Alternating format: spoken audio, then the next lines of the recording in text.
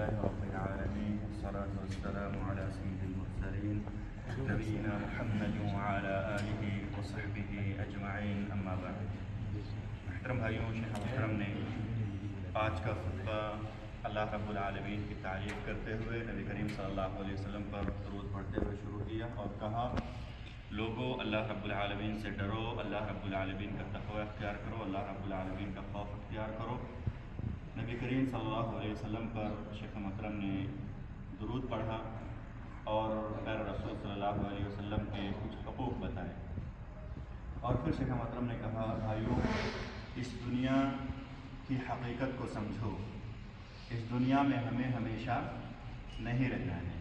ایک محدود مدت ہے، اس کے بعد اس دنیا کو چھوڑ کر کے ہمیں دار آخرت کی جانب جانا ہے، جہاں پہ ہمیں ہمیشہ کے لیے رہنا ہوگا. یا تو جہنم ہے یا تو جنت. اللہ رب العالمین سب کو جنت والوں میں سے بنائے اور اللہ تعالیٰ ہمیں جہنم سے بچائے. اس کے بعد شیخ محترم نے کہا کہ نیک اعمال کرو، اچھے اعمال کرو، وہ کام کرو جس سے اللہ رب العالمین راضی ہوتا ہے. ایسے کام نہ کرو جس سے اللہ رب العالمین ناراض ہوتا ہے، چاہے وہ دنیاوی معاملات میں سے ہوں یا چاہے وہ اخروی معاملات میں سے ہوں، لوگوں کے حقوق کے معاملات میں سے ہوں. سب ہم ایسے کام کریں جن سے اللہ رب العالمین راضی ہوتے ہوں. اس کے بعد شیخ محترم نے کہا کہ میرے بھائیوں، ہمیں چاہیے کہ ہم اپنے خالق، اپنے مالک اللہ رب العالمین سے جڑے رہیں، اللہ رب العالمین کو نہ بھولیں، موت کو یاد کرتے رہیں، اور ہم کسی بھی صورت میں دنیا کے پیچھے پڑ کر کے زندگی نہ گزاریں. ہم دنیا خوب کمائیں، ہم خوب کھائیں، خوب ترقی کریں، لیکن ہمارا پہلا اور آخری ہدف اللہ رب العالمین کو خوش کرنا ہو، اللہ رب العالمین کے بتائے ہوئے طریقے پر زندگی گزارنا ہو. اس کے بعد شیخ محترم نے ہمیں موت کو یاد کرنے کی اور دنیا کی حقیقت کو سمجھنے کی وصیت کی، اور پھر کہا کہ ہم جو کام کریں گے دنیا کے اندر، تمام کے تمام اعمال ہمارے اللہ رب العالمین کے یہاں پیش ہوں گے. اللہ رب العالمین کو ہمیں ان کا جواب دینا ہوگا. اللہ رب العالمین تمام زندگی کے جو لمحات ہم نے گزارے دنیا کے اندر، سب کے بارے میں ہم سے پوچھیں گے. ہمیں اللہ رب العالمین کے سامنے زندگی کے تمام لمحات کے بارے میں جواب دہ ہونا ہوگا. اس کے بعد شیخ محترم نے دوسرا خطبہ شروع کیا تو کہا کہ ہمیں چاہیے کہ ہم دنیا کی حقیقت کو سمجھیں. دنیا جتنی بھی لمبی ہو جائے، ایک دن یہاں سے جانا ہے، اور آخرت ہی ہمارا اصل اور ہمیشہ کے لیے ٹھکانا ہے. اس کے بعد شیخ محترم نے دعائیں کی اور شیخ محترم نے جو ہے بہت ہی ایک مختصر اور جامع خطبہ آج ہمیں دیا. اور ہم نے دیکھا ہوا کہ آخر میں شیخ محترم نے کچھ اور آیتیں پڑھی جو کہ مسنون ہیں. کبھی کبھار ہم چھوڑ دیتے ہیں، کبھی کبھار پڑھ لیتے ہیں. ہمیں اس طرح سے جو ہے نبی پاک صلی اللہ علیہ وسلم کی سنتوں کو کبھی اس سنت پر عمل کریں، کبھی اس سنت پر عمل کیا، تمام سنتوں کو ہمیں جو ہے الگ الگ اوقات میں اپنے عمل میں لانا چاہیے، تاکہ جو سامنے والے ہیں ان کو بھی سنتوں کا جو ہے علم ہو اور وہ بھی سنتوں کے بارے میں جانکاری حاصل کریں، اور ہماری جو یادداشت ہے، جو ہم یاد کیے ہوئے ہیں، وہ بھی جو ہے دہراتے ہوئے وہ تازہ ہوا کریں. تو میرے بھائیوں، آج یہ خطبہ جمعہ کا مختصر خلاصہ اور ترجمہ تھا کہ شیخ محترم نے ہمیں نیک اعمال پر ابھارا ہے، ہمیں موت کو یاد کرنے کی تلقین کی ہے، ہمیں کہا ہے کہ ہم دنیا کی حقیقت کو سمجھیں اور ہم یہ جانیں کہ دنیا میں ہمیں ہمیشہ نہیں رہنا ہے. ہم نیک اعمال کریں، برے اعمال سے بچتے رہیں. میرے بھائیوں، آج جو ہمارے پاس درس ہے، جیسا کہ ہم جانتے ہیں کہ یہاں پہ دو درس ہوتے ہیں. ایک تو خطبہ جمعہ کا ترجمہ ہوتا ہے، اس کی تلخیص ہوتی ہے، اور دوسرا کچھ احادیث ہم پڑھتے ہیں اور ان سے جو مسائل مستنبط ہوتے ہیں ان کو ہم جانتے ہیں. تو میرے بھائیوں، آج ہمارے پاس کتاب نہیں ہے. کتاب ہم نے جو ہے پتہ نہیں کہاں رکھے، ابھی یاد بھی نہیں آ رہی کتاب کہاں ہے. تو میں آپ کو آج جو ہے پہلے باتیں بتا چکا ہوں. میں عمل کے قبول ہونے کی 3 شرطوں کے بارے میں بتا رہا ہوں.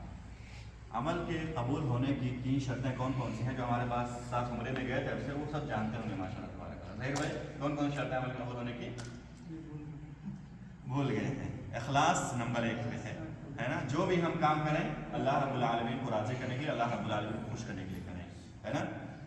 دوسری جو شرط ہے وہ کیا ہے؟ ہم جو بھی کام کریں پیارے رسول صلی اللہ علیہ وسلم کے طریقے کے مطابق کریں، ہے نا؟ پیارے رسول صلی اللہ علیہ وسلم کے طریقے کے مطابق ہمیں جو ہے ہر کام کرنا چاہیے۔ اور تیسری شرط کیا ہے؟ اب تو ظہیر بھائی کو بتانا ہی پڑے گا۔ اچھا آپ بتاؤ، حلال کھانا، حلال رزق کا کھانا، یہ جو ہے اخلاص، نفاذ میں پیروی اور حلال کھانا، یہ عمل کے قبول ہونے کے لیے، کسی بھی عمل کے قبول ہونے کے لیے 3 اہم شرطیں ہیں، 3 شرطیں ہیں، ان کے بغیر ہمارے اعمال قبول نہیں ہوں گے۔ جیسے ہم کوئی کام کر رہے ہیں لیکن کسی اور کو دکھاوے کے لیے کر رہے ہیں، ہمارا کفیل آ گیا ہے، ساتھ میں وہ بھی نماز پڑھ رہا ہے، میں اس کے ساتھ میں ہمارا کفیل دیکھے کہ ہم کتنا اچھا نماز پڑھتے ہیں، کیا عمل قبول ہوگا اللہ رب العالمین کیا؟ نہیں قبول ہوگا۔ کیوں؟ اس لیے کہ پہلی شرط نہیں ہے، اخلاص نہیں ہے، ہم اللہ رب العالمین کو خوش کرنے کے لیے نہیں کر رہے ہیں۔ کس کے لیے کر رہے ہیں؟ ہمارا کفیل جو ہے دیکھ لے، یا کوئی بڑے صاحب ہیں وہ دیکھ لیں، تو ایسا عمل اللہ رب العالمین کا قبول نہیں ہوگا۔ لیکن جو ہے دوسری جو شرط ہے اس کی مثال میں آپ کو دوں۔ ایک شخص ہے اللہ رب العالمین کو خوش کرنے کے لیے کر رہا ہے کہ میں جو کام کر رہا ہوں، نماز پڑھ اللہ رب العالمین کو خوش کرنے کے لیے کر رہا ہوں، لیکن فجر کی نماز 2 ہے نا، میں اللہ تعالیٰ کو خوش کرنے کے لیے کر رہا ہوں، 3 پڑھوں گا، 4 پڑھوں گا، 6 پڑھوں گا، نماز ہو جائے گی؟ کیوں؟ اس لیے کہ پیارے رسول صلی اللہ علیہ وسلم نے فجر کی نماز کتنی بتائی ہے؟ 2 رکعت فرض بتائی ہے۔ اگر ہم 4 پڑھیں گے نبی کے طریقے کی مخالفت ہو جائے گی اور ہمارے اعمال اللہ رب العالمین کا قبول نہیں ہوں گے۔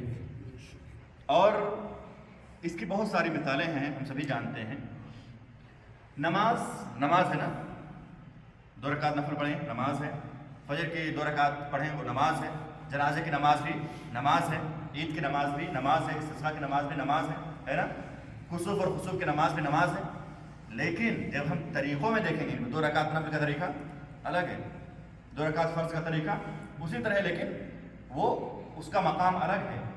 لیکن استسقاء کی نماز، عیدین کی نماز، جنازے کی نماز، کسوف و خسوف کی نماز کا طریقہ کیا ہے؟ کیوں؟ نماز یہ نا، نماز یہ، لیکن نبی پاک صلی اللہ علیہ وسلم کا طریقہ کیا ہے اس حساب سے ہمیں پڑھنا ہے۔ نماز جنازہ ہے، نماز ہے، لیکن اس میں رکوع نہیں کرنا، سجدہ نہیں کرنا، کیوں؟ اس لیے کہ نبی پاک صلی اللہ علیہ وسلم نے نہیں بتایا ہے نہیں۔ اور استسقاء کی نماز میں یا عیدین کی نماز میں کیا کرنا ہے؟ ہمیں زائد تکبیریں کہنی ہیں، جو کہ ہمیں عام نمازوں میں نہیں کہنی ہے۔ کیوں؟ نبی پاک صلی اللہ علیہ وسلم نے ایسے ہی ہمیں بتایا ہے۔ کسوف و خسوف کی نماز کیا ہے؟ 4 رکوع اور 4 سجدے، اور عام نماز میں کیا ہوتے ہیں؟ رکوع کرنے کے بعد پھر امام صاحب اٹھ جاتے ہیں، پھر سے قرات شروع کرتے ہیں۔ کیوں؟ نبی پاک صلی اللہ علیہ وسلم اسی طرح سے پڑھ کے بتایا ہے ہمیں۔ تو ہم یہ جان لیں بھائیوں کہ پیارے رسول صلی اللہ علیہ وسلم نے جو طریقہ ہمیں بتایا اسی طریقے پر عمل کرتے ہوئے ہمیں زندگی گزارنی۔ اس کے علاوہ اگر ہم کچھ سوچیں، چلو یار اچھائی اور بھلائی کا کام ہی تو ہے، ثواب کا کام ہی تو ہے، اچھا کام ہی تو ہے، ہم کون سا برا کر رہے ہیں، ثواب ہی تو ملے گا۔ جب تک نبی پاک صلی اللہ علیہ وسلم کے طریقے کے مطابق ہم عمل نہیں کریں گے تب تک ہمیں ثواب نہیں ملے گا۔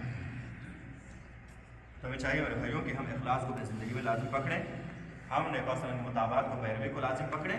اور آخری چیز جو میں آپ کو بتانے جا رہا ہوں سب سے اہم ہے، وہ کیا ہے؟ حلال کمائی کھانا۔ ہم حلال کھا رہے ہیں یا نہیں کھا رہے ہیں یہ اللہ رب العالمین جانتا ہے اور ہم جانتے ہیں، اور اللہ رب العالمین ہی ہم سے پوچھے گا، ہم اور آپ نہیں پوچھیں گے ایک دوسرے سے کہ ہم تو حلال کھاتے تھے، ہم حرام کھاتے تھے، اس کے بارے میں ہم پوچھیں گے یا نہیں پوچھیں گے؟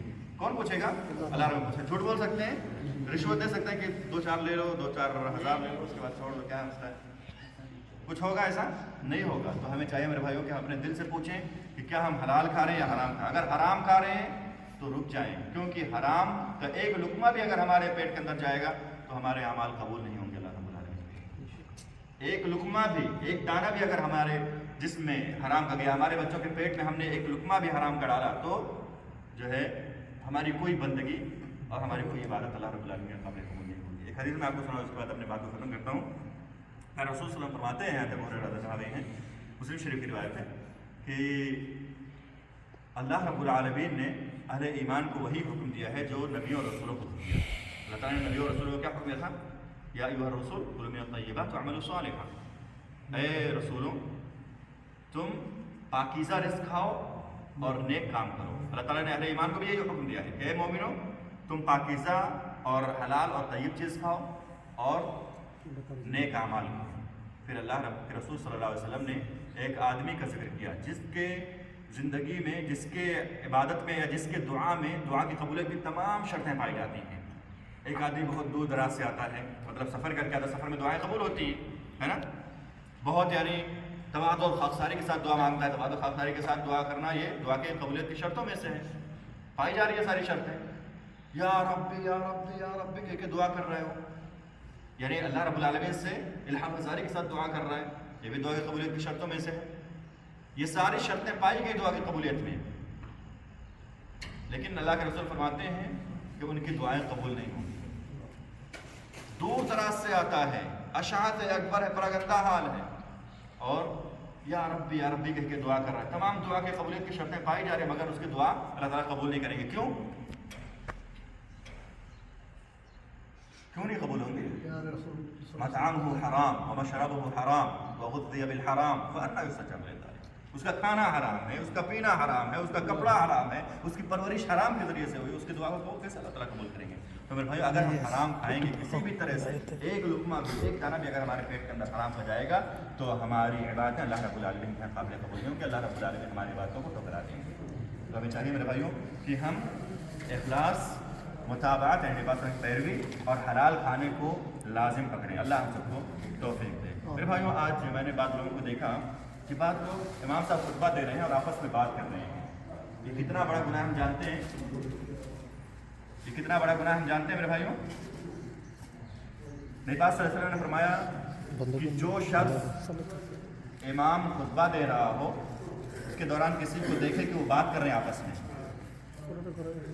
اور اس کو کہہ دے کہ چپ جاؤ, تو وہ بھی برا کام کرے گا, اس کی بھی نماز نہیں ہوگی. اور جو بات کر رہے ہیں اس کی نماز ہوگی نہیں ہوگی.